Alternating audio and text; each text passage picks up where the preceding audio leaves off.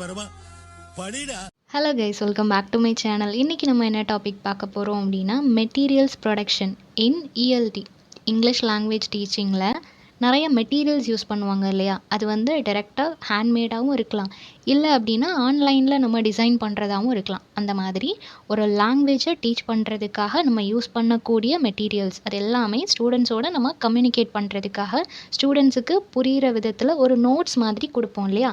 So அந்த மாதிரியான materials என்ன டைப்லலாம் இருக்குது, டூல்ஸ், கண்டென்ட், ரிசோர்ஸஸ், டீச்சர்ஸ் வந்து லேர்னர்ஸ்க்காக அவங்களோட ஃபெசிலிட்டிஸ்க்காக அவங்க க்ரியேட் பண்ணக்கூடியது. ஒரு செகண்ட் லாங்குவேஜை அவங்க கற்றுக்கணும் அப்படின்னா அதுக்கு சில மெட்டீரியல்ஸ் எல்லாம் தேவைப்படுது. லைக் ஒரு text book, work sheet, video, audio recording, visual AIDS, இந்த மாதிரி நிறைய விஷயங்கள் லேர்னர்ஸ் வந்து இன்னும் ஈஸியாக அதை கற்றுக்கிறதுக்காக அவங்களுக்கு தேவைப்படுது இல்லையா? ஸோ அந்த மாதிரியான மெட்டீரியல்ஸ் எல்லாமே எப்படி நம்ம க்ரியேட் பண்ணுறோம், என்னென்ன மாதிரியான பிளாட்ஃபார்ம்ஸ் இருக்குது, என்னென்ன சேலஞ்சஸ் ஃபேஸ் பண்ணுறாங்க, இந்த மாதிரி மல்டிபிள் ரோலை வந்து இந்த வீடியோவில் பார்க்கலாம். ஃபர்ஸ்ட் வந்து டெஃபினிஷன் அண்ட் ஸ்கோப்.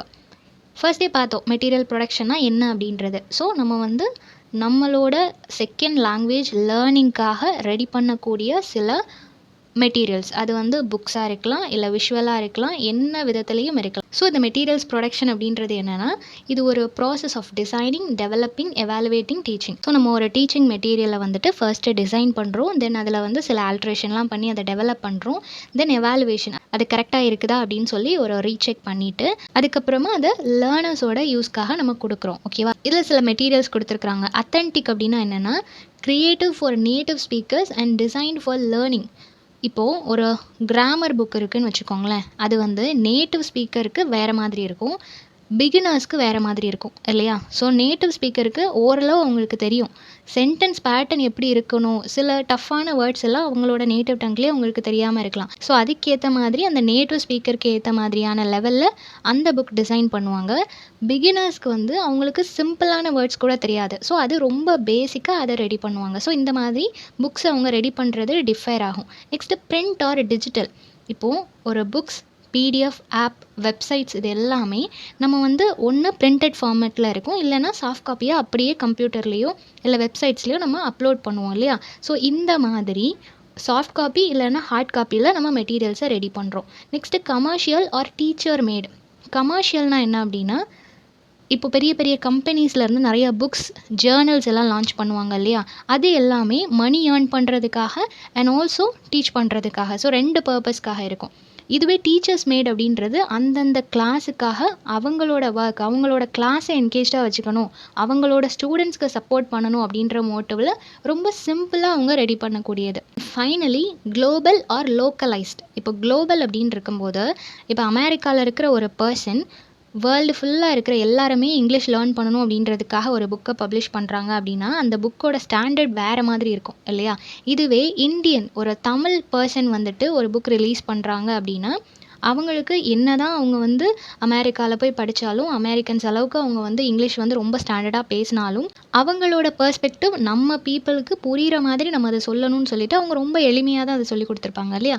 ஸோ அந்த மாதிரி அது டிஃபர் ஆகும். ஸோ எப்படி இன்டர்நேஷ்னலி அதை யூஸ் பண்ணுறாங்க, ஸ்பெசிஃபிக்கான ஒரு கல்ச்சுரல் பிளேஸில் அதை எப்படி யூஸ் பண்ணுறாங்க அப்படின்றது இருக்குது. ஸோ எல்லா மெட்டீரியல்ஸுமே அதை க்ரியேட் பண்ணுற அந்த பீப்புளை பொறுத்து சேஞ்ச் ஆகும் அப்படின்றத சொல்கிறாங்க. So scope of material production is wide. எல்லா இடத்துலையுமே இப்போ யூடியூப் வீடியோவே எடுத்துக்கிட்டிங்கன்னு வச்சுக்கோங்களேன், உங்களுக்கு வந்து ஒரு டாபிக் நீங்கள் சர்ச் பண்ணுறீங்க, சம்மரி வீடியோ வேணும் அப்படின்னு சொல்லி ஒரு டாபிக் சர்ச் பண்ணுறீங்கன்னா அதுக்கு பிளென்டி ஆஃப் ஆப்ஷன்ஸ் உங்களுக்கு வரும். நாளைக்கு பார்க்கும்போது எக்ஸ்ட்ரா ஒரு வீடியோ கூட ஆட் ஆகிருக்கலாம், புதுசாக ஏதோ ஒரு சேனல் கூட ஸ்டார்ட் பண்ணியிருப்பாங்க. ஸோ இந்த மாதிரி மெட்டீரியல்ஸோட அந்த டெவலப்மெண்ட் டே டு டே அது வைட் ஆகிட்டே தான் இருக்குது, நிறைய பேர் க்ரியேட் பண்ணிகிட்டே தான் இருக்கிறாங்க. Next purpose of materials in ELT. இந்த இஎல்டி இங்கிலீஷ் லாங்குவேஜ் டீச்சிங்கில் இந்த மெட்டீரியல்ஸ் எல்லாம் எதுக்காக நமக்கு தேவைப்படுது, அதோட பர்பஸ் என்ன அப்படின்னு சொல்லி பார்த்தோன்னா வேரியஸ் பர்பஸ் இருக்குது. ஒன்று வந்து ஒரு கைடு இன்ஸ்ட்ரக்ஷன். நமக்கு ஒரு விஷயம் நம்ம கிளாஸில் டீச் பண்ணுறாங்க, நம்ம புதுசாக ஒரு லாங்குவேஜ் கற்றுக்கணும் அப்படின்றப்போ நமக்கு பிளாங்க் பேப்பர் மாதிரி தான் நம்மளோட மைண்ட் இருக்கும், அதை பற்றி ஐடியாவே நமக்கு இருக்காது. ஒவ்வொரு லெட்டரும் நமக்கு புதுசாக இருக்கும், ஒவ்வொரு வேர்டும் நமக்கு புதுசாக இருக்கும். அந்த மாதிரியான சமயத்தில் ஒரு மெட்டீரியல் இருந்துச்சு, அவங்க டீச் பண்ணுறத ஒரு மெட்டீரியலாக நம்மக்கிட்ட கொடுத்துருக்காங்க அப்படின்னா நமக்கு இன்னுமே என்ன டீச் பண்ணுறாங்க, நம்ம என்ன படிக்கிறோன்றதை ஈஸியாக புரிஞ்சுக்க முடியும் இல்லையா? ஸோ ஒரு கைடு இன்ஸ்ட்ரக்ஷனாக அந்த ஒரு மெட்டீரியல் இருக்குது. Next provide input.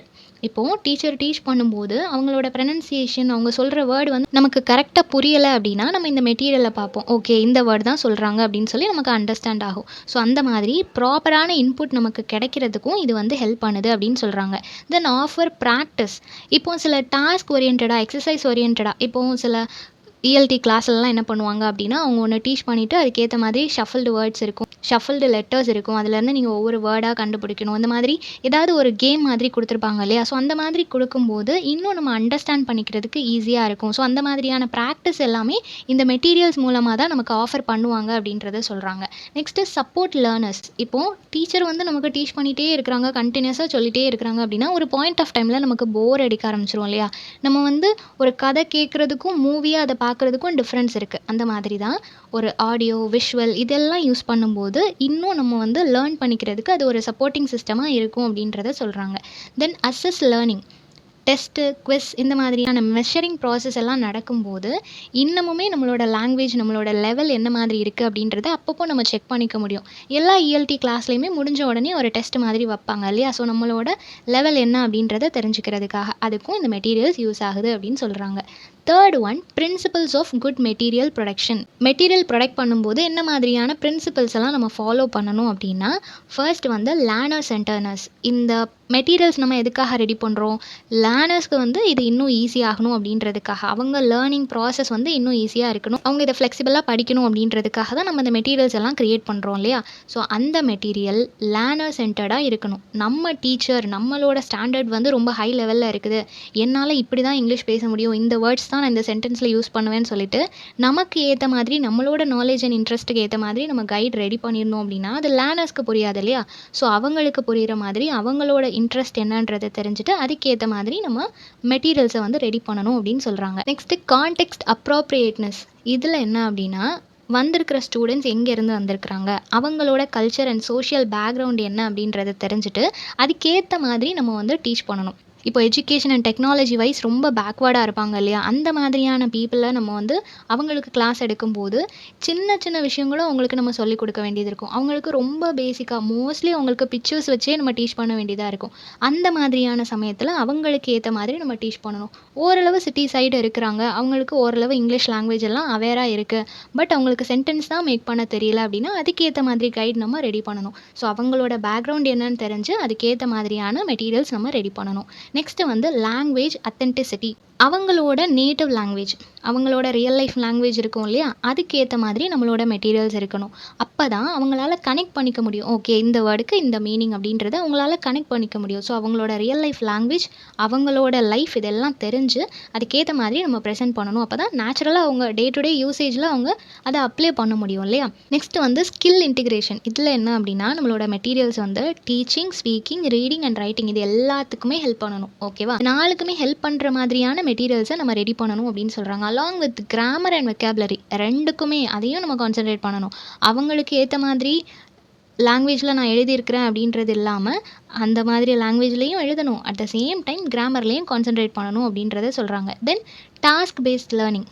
நம்மளோட மெட்டீரியல்ஸ் வந்து ஒரு கம்யூனிகேஷன் ப்ராசஸ்க்கு யூஸ் ஆகுதா, அது மீனிங்ஃபுல் டாஸ்க்காக நம்மளால் கொண்டு வர முடியுமா, அதெல்லாம் பார்த்துட்டு அதுக்கேற்ற மாதிரியும் நம்ம ரெடி பண்ணணும் அப்படின்னு சொல்கிறாங்க. தென் இன்க்ளூசிவிட்டி அண்ட் ரெப்ரசன்டேஷன். இதில் என்ன அப்படின்னா, divorce voice and avoid stereotype. நம்ம ஒரு ஒர்க் ரெடி பண்ணுறோன்னா அதில் வந்து எப்போவும் எல்லாரும் அரைச்சமாகவே அரைக்காமல், இப்போ ஏ ஃபார்னா ஆப்பிள் தான் அப்படின்றது இல்லாமல் டிஃப்ரெண்ட்டாக வேறு ஒரு வேர்ட் நம்ம சொல்லலாம். இந்த மாதிரி அந்த ஸ்டீரியோ டைப்பாக நம்ம பிரேக் பண்ணுற மாதிரி வித்தியாசமாக சொல்லிக் கொடுக்கணும். அதே மாதிரி பயாஸ்டாகவும் இருக்கக்கூடாது. நம்ம இங்கிலீஷ் லாங்குவேஜ் தான் நம்ம டீச் பண்ண போகிறோம், அந்த இடத்துல போய் பயாஸான ஏதாவது ஒரு ஐடியாவை நம்ம பேசக்கூடாது. எல்லாரும் அக்செப்ட் பண்ணிக்கிற விதத்தில் நம்மளோட டீச்சிங் இருக்கணும், நம்மளோட மெட்டீரியல்ஸ் இருக்கணும் அப்படின்றத சொல்கிறாங்க. ஃபோர்த் ஒன் என்ன அப்படின்னா, டைப்ஸ் ஆஃப் இஎல்டி மெட்டீரியல்ஸ். என்ன மாதிரியான டைப்ஸ்லாம் இருக்குது? ஃபர்ஸ்ட் வந்து டெக்ஸ்ட் புக். நம்மளோட இப்போ ஒரு இஎல்டி கிளாஸ் இருக்குன்னா அந்த கிளாஸில் நம்ம வந்து ஒரு 7 days நடக்குதுன்னா 7 days நான் இதை தான் சிலபஸாக உங்களுக்கு கொடுக்க போகிறேன், இதில் இருந்தால் நான் டீச் பண்ண போகிறேன் அப்படின்ற ஒரு டெக்ஸ்ட் புக்கை நம்ம ப்ராப்பராக ப்ரெசென்ட் பண்ணணும். Next supplementary materials. இது என்ன அப்படின்னா, ஒர்க் புக்ஸ்.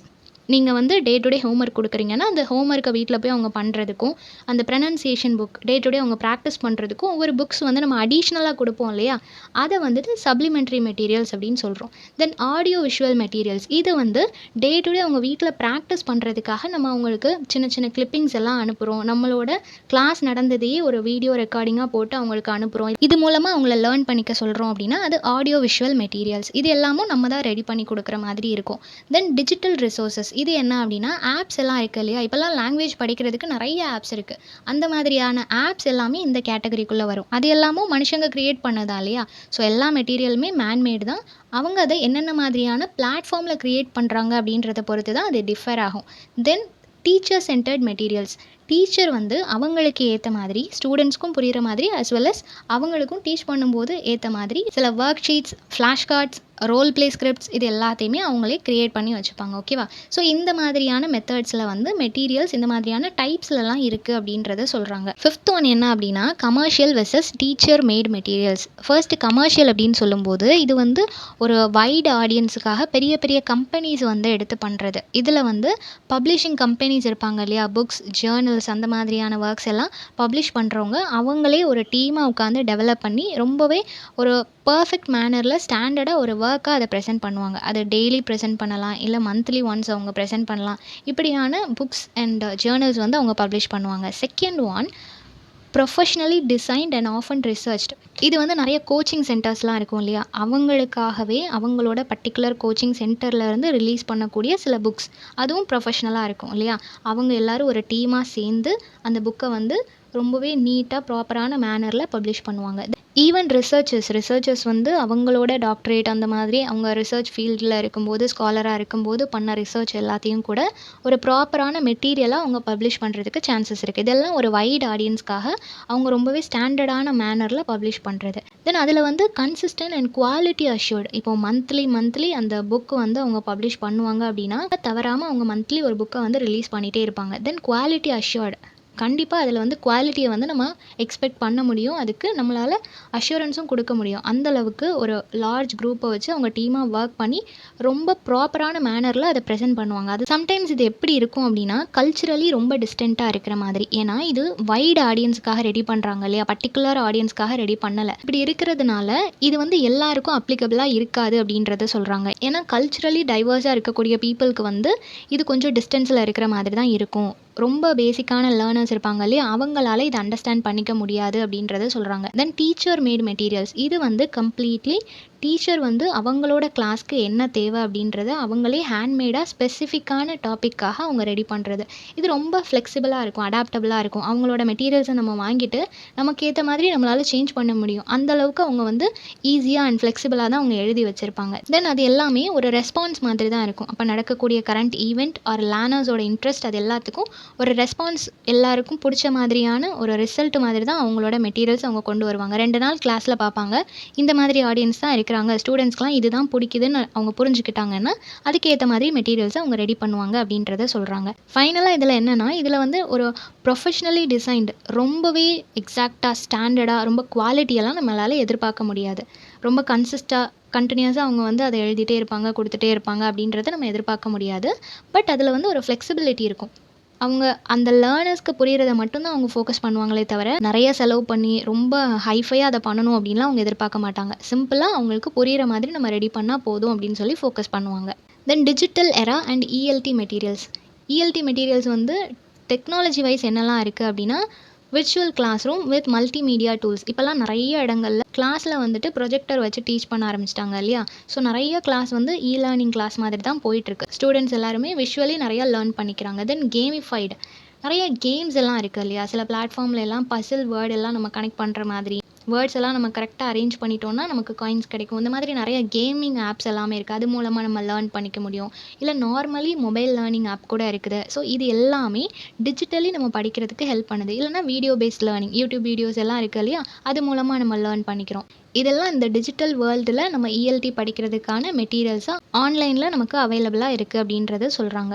இந்த மாதிரியான மெட்டீரியல்ஸ் இருக்கிறது மூலமாக டீச்சர்ஸே அவங்களுக்கு தேவையான மெட்டீரியல்ஸை ஹை குவாலிட்டியில் அவங்களால க்ரியேட் பண்ண முடியுது அப்படின்றத சொல்கிறாங்க. இப்போ ஸ்டூடெண்ட்ஸ்க்கு வந்து ஒரு சார்ட் பேப்பர் அதெல்லாம் கொடுத்து அவங்களுக்கு இந்த காலத்தில் நம்மளால் அவங்கள இன்ட்ரெஸ்ட்டை கொண்டு வர முடியாது. இதுவே நம்ம ஒரு மூவி போடுறோம் இல்லை விஷுவலி அவங்களுக்கு டீச் பண்ணுறோம் அப்படின்னா அவங்க இன்னும் என்கேஜாக இருப்பாங்க இல்லையா? ஸோ அதனால் இப்போ இருக்கிற ஸ்டூடெண்ட்ஸ்க்கு ஏற்ற மாதிரி டீச்சரால் மெட்டீரியல்ஸ் எல்லாம் என்கேஜாக அதை க்ரியேட் பண்ண முடியுது. ஸ்டூடெண்ட்ஸே அந்த கிளாஸில் என்கேஜாக இருக்க வைக்க முடியுது. ஸோ இந்த மாதிரியான மல்டிமீடியா நம்ம யூஸ் பண்ணுறது மூலமாக ஸ்டூடெண்ட்ஸோட என்கேஜ்மெண்ட் அவங்க கிளாஸில் ரொம்ப இன்வால்வ்டாக இருக்கிறாங்க அப்படின்றத சொல்கிறாங்க. தென் ஸ்டெப்ஸ் இன் மெட்டீரியல்ஸ் ப்ரொடக்ஷன் என்ன மாதிரியான ஸ்டெப்ஸ் எல்லாம் இருக்குது அப்படின்னா, ஃபர்ஸ்ட்டு நீட்ஸ் அனாலிசிஸ். நம்ம ஒரு கைடு வந்து ரெடி பண்ண போகிறோம் அப்படின்னா அதில் வந்து எந்த அளவுக்கு நம்ம அக்யூரேட்டான இன்ஃபர்மேஷன்ஸ் கொடுக்குறோம் அப்படின்றத வந்து ஃபர்ஸ்ட்டு நல்லா அனலைஸ் பண்ணிக்கணும். எங்கேருந்து நம்ம இன்ஃபர்மேஷன் கேதர் பண்ணுறோம், கேதர் பண்ண இன்ஃபர்மேஷன்ஸ் எல்லாம் கரெக்டாக இதை வந்து நம்ம ஃபைனலைஸ் பண்ணலாமா அப்படின்னு சொல்லி அது எல்லாத்தையும் அனலைஸ் பண்ணிக்கணும்.